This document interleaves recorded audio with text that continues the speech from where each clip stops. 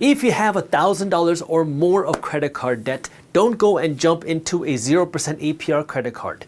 Don't put money into the stock market, and do not refinance your home to pay down your credit card until you understand this. Credit card debt is one of the most expensive kinds of debts out there, which is why if you don't treat your credit card debt properly, it can skin you alive financially. And this is why you have so many industries and so many people trying to sell you services to consolidate or relieve you of your credit card debt, because they know how expensive it is. My goal in this video is not to sell you any service, but to teach you different ways and things that you can do to pay down your credit card debt, because there's a lot of things that you can do yourself to pay down your credit card debt so you can pay less money to your credit card company so you have more money to actually build your wealth. And there are 5 things that I'm going to be going over that you want to do in this order. So let me start by talking about number 1, get some extra money. Look, there's no point for me to sugarcoat anything in this video. Paying down your credit card debt takes time, it takes effort, and it will be painful for a little while because you're going to have to make financial sacrifices. You need more money to pay down the credit card debt faster, period. How do you get that extra money? Well, there's 2 things you can do. Either you can spend less money or you can work to earn more money. You need to create a margin where now there's a margin between how much money you bring in and how much money goes out, between how much money you make and how much money you spend. The bigger the margin, the more cash that you have to actually pay down your credit card debt. So now, how do you make this margin? Number 1 is by spending less money, and number 2 is by earning more money. When it comes to spending less money, this is now what can you cut back on? If you're eating at restaurants, if you're going on vacations, if you're still going out and shopping, you got to cut these things out. That way you have less money going out. It's not the funnest things to do, but spending less money is the most accessible way to have more money, because it means you just stop doing something, you stop buying things, you can stop going places, so you have less money going out. It's not fun. I mean, your friends are going to look at you like you lost your mind, your parents are going to think you were crazy, and your spouse is probably going to think you went a little nuts too, because now you're not spending money the way you used to. But if you really want to get out of this financial hole, you got to stop doing the things that got you into this mess in the first place. And for most people, that's spending way more than they're bringing in. That means now you got to cut the bleeding, and means you got to stop the spending. Once you can stop the spending, now we can start thinking, how do we grow the pie? Because the reality is there's always a limit to how much you can cut back on. But there's no limit to how much you can earn. Right? I mean, if you make $5,000 a month, there's a limit to how many expenses you can cut. But there's no limit to how much you can earn. I mean, you can take that from $5,000 a month to $7,000 a month to $8,000 a month, even $50,000 a month or $500,000 a month. But it requires you now to look for alternative ways to earn money, because if you just keep doing what you're doing, yeah, maybe you'll get your regular pay raises and start earning some more money. But if you really want to go from the $5,000 a month to the $50,000 a month, you're going to have to do something completely different. And you're going to have to start investing in your financial education of how do you actually earn more money. But you have to be smart here and not just start earning more money so you can spend more money, because that's going to put you right back to where you are in the first place. The biggest mistake that so many Americans make is that when they earn more money, they spend more money. That's why so many people are playing this rat race where they never actually build any wealth, because anytime they get a raise, they get a promotion, they get a bonus, you spend more. You get a bonus, you go on a vacation. You get a raise, you buy a new car. And this is where we got to cut back on the way that we spend our money and understand, why are you working to earn more money?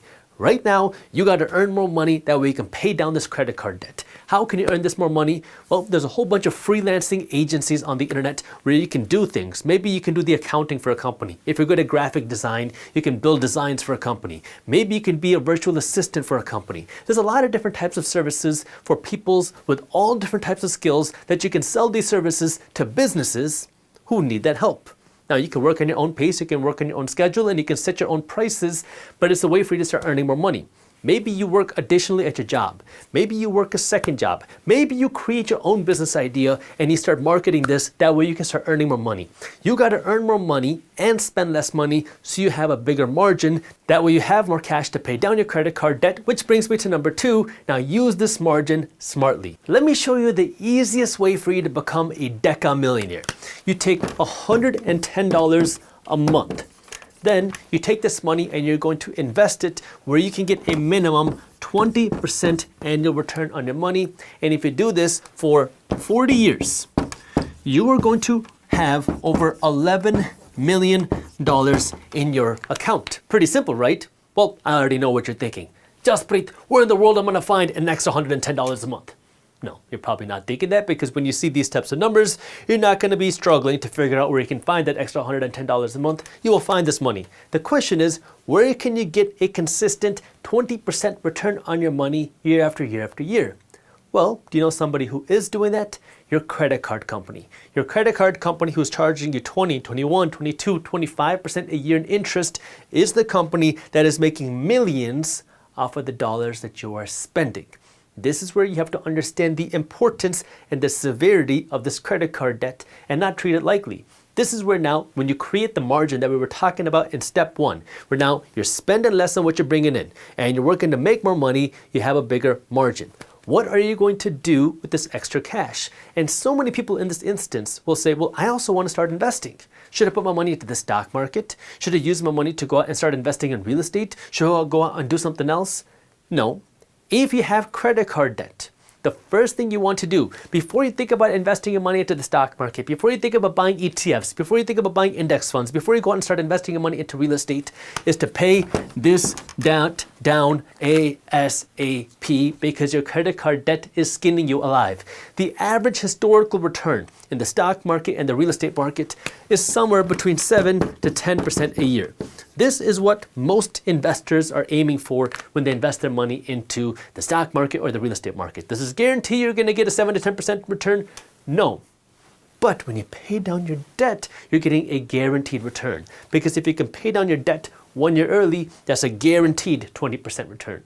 Maybe you'll get a 10% return in the stock market. Maybe you'll get a 20% return. Maybe a 50% return.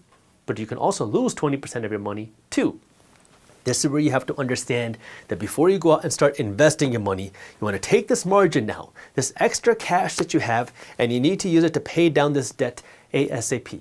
And if you really want to accelerate this some more, that means downsizing on some of the things that you have. If you have a car, downsize it. Sell the BMW, get a Toyota.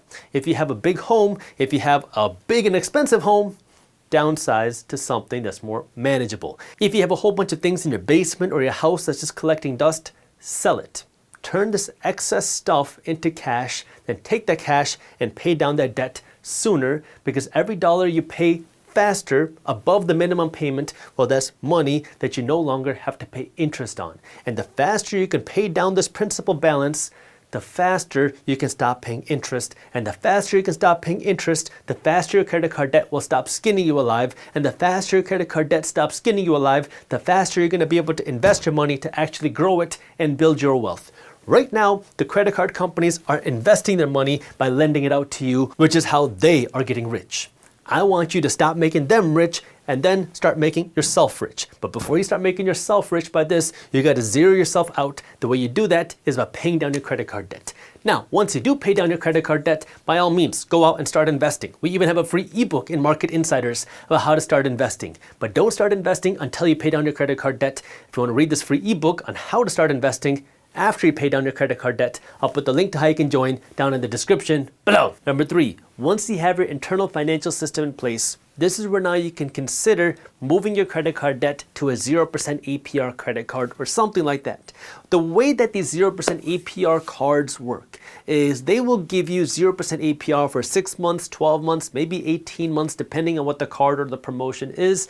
And now you can move over your credit card balance where you're paying 20% interest to 0% interest, and you're going to have a little period where you don't have to pay any interest. Now, the way that they make money is because they're betting that you're not going to pay off your credit card debt in time, and then as soon as that 0% APR period is over, they're going to slap you with even higher credit card fees and higher interest payments. So now, the reason why I say you don't want to move your money blindly to one of these 0% APR cards is because most people do that without any sort of financial system. They just move it because they think, oh, no payments for a little while. That sounds like fun. Now you can buy and spend more money, and then your credit card balance goes up even higher. Now you have even higher interest payments and a higher principal balance. That's why the first thing you want to do is get your financial system in order, know how to spend less money, know how to earn more money. That way you have that margin. Take this margin, don't go out and invest it. Use that money to pay down your credit card debt even more aggressively. Then now you can start considering your other options. One of them can be a 0% interest credit card, but understand that you're going to have this little period, this little grace period where you need to pay down that debt aggressively. You want to hammer that credit card debt down. You don't want to go out and start spending money on this credit card to build up that balance. This is your time to build down that debt, to tear it down, not build it down. Tear down that credit card debt because you have this period of no interest. So during this 12 months, 6 months, 18 months, you need to be aggressively paying every penny possible to pay down that debt, because if you don't pay it off in time, well, you're going to be hit with a whole new wave of interest payments, maybe even higher than what you were paying before. But if you know how to use your money, it can create a huge buffer, because now you got this year or so to pay down your debt interest free. The fourth thing that you have to understand has to do with refinancing your home if you own a home and using this cash to pay down your credit card debt. In theory, it sounds good because you can get a mortgage for say 7% and your credit card debt might be costing you 20%. So if you can refinance say another $10,000 out of your home, take this $10,000, pay down your credit card debt. Now instead of paying 20% in interest, you only have to pay 7% on your mortgage, and you just add that new credit card debt to the back of your mortgage payment. Sounds good because I have a lower interest payment, but it comes with a lot of risks. The first risk is that your credit card debt is an unsecured loan, meaning it's not backed by anything, meaning the credit card company only has your promise that you will pay it. If you don't pay it, they can send you letters, they can sue you, but they can't force you to sell your home. Versus with your mortgage, if you don't make a mortgage payment, your bank can force you to sell your home. They can force you through a foreclosure and they can take your home away from you. From your credit card debt, they can't do that. The second reason why this is so important to understand has to also do with bankruptcies. America is one of the few places in the world that allows you to bankrupt out of debts if you need to. Now, whether it's good or bad is a completely different discussion. But if you were bankrupting your credit card debt, you can make the credit card debt go away because it's an unsecured debt. It's not backed by anything. Versus many states will not allow you to just bankrupt your way away from a mortgage. Now there are some exemptions to this and other states have different rules, but you can't just bankrupt your way away from a mortgage the way you can bankrupt your way out of credit card debt. And number 5 is understanding the debt reduction methods out there. This is more of a last resort. Ideally, you're going to be working to make more and spend less, that way you have extra cash to pay down your debt aggressively. But there are some kind of last resort options that can help you reduce the amount of debt out there. Number 1 is a debt settlement. Now, there are companies that do this for you, but they're going to charge you a fee. You can try to do this yourself as well, where essentially you work with the credit card companies and say, look, I owe $10,000 worth of credit card debt. There's no way I'm ever going to be able to pay back this $10,000 ever. How about instead of me paying back $10,000, we settle at $6,000? Now, there are companies that will help you do this again, but there are YouTube videos and a bunch of other information out there that can allow you to do it yourself, where now you're just going to be negotiating with your debt holders to reduce the amount of debts that you have. Option number 2 is a debt consolidation. This is where now if you have multiple different types of debts, that you're going to roll all these debts together into one debt with ideally a lower interest rate. Now, this doesn't reduce the amount of debt out there. The goal is just to reduce the amount of interest that you're paying, and this can also have its own fees associated with it. There are companies out there that do this. You could try to do it yourself as well. Again, there's a lot of resources online that will teach you how to do this.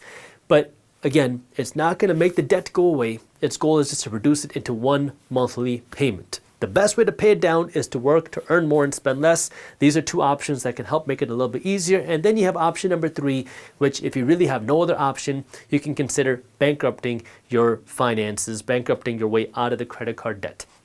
Now, I know there's a lot of negative connotation around filing for bankruptcy, but the reality is our legal code allows for it. Now, whether it's good or bad is a completely different discussion. The goal here now for you is how do you protect your finances and take care of your finances and build the best financial future for yourself. If you made a lot of financial mistakes and you realize that and now you want to completely change your life, well, you could consider a bankruptcy. There's a lot of attorneys out there that will specialize in that. There are cons with bankruptcies, like you have to pay money, it's going to hurt your credit score, and it can be very emotionally tolling, but if you have no other option, that can be a last resort as a way for you to get away from that credit card debt. Now again, ideally the best case scenario is you're going to work to earn more and spend less so you can hammer down the credit card debt, but this is a way that if you have no other option, that this is also there for you too. Let's assume that you make $5,000 a month. After taxes, you will be left around $3,833 a month. Now, when you get this $3,833 a month, you pay your rent, you pay your mortgage, you pay your groceries, you pay for some nice stuff here and there, and then you have no money to save and invest. So this is what we're going to do differently.